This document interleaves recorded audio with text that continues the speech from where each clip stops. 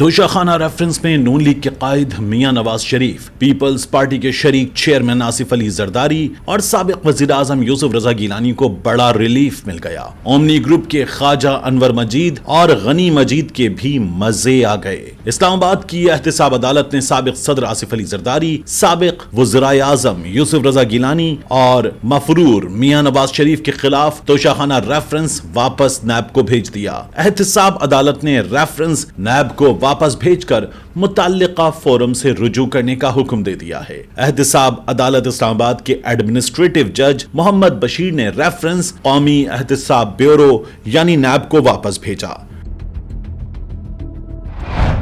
نون league کے خود ساختہ جلا وطن قائد میاں نواز شریف کو توشاخانہ ریفرنس میں اشتہاری قرار دیا گیا تھا۔ شریک ملزمان نے نیب ترمیمی آرڈیننس کے تحت ریفرنس ختم کرنے کی درخواست دائر کی تھی۔ آصف علی زرداری اور یوسف رضا گیلانی نے بھی نیب ترمیمی آرڈیننس کے تحت درخواست دائر کر رکھی تھی۔ توشاخانہ ریفرنس میں اومنی گروپ کے خواجہ انور مجید اور غنی مجید کو بھی ریلیف مل گیا۔ نیب ترمیمی آرڈیننس کے تحت ریفرنس واپس بھیجا گیا، جس کے تحت ریفرنس میں ملزمان پر 11 کروڑ کی خرد برد کے الزامات ہیں۔ نیب ترمیم کے بعد 50 کروڑ کے الزام پر ہی نیب کیس بنتا ہے۔ یاد رہے کہ سابق صدر آصف علی زرداری اور یوسف رضا گیلانی نے بھی ترمیمی آرڈیننس کے تحت درخواست دائر کی تھی۔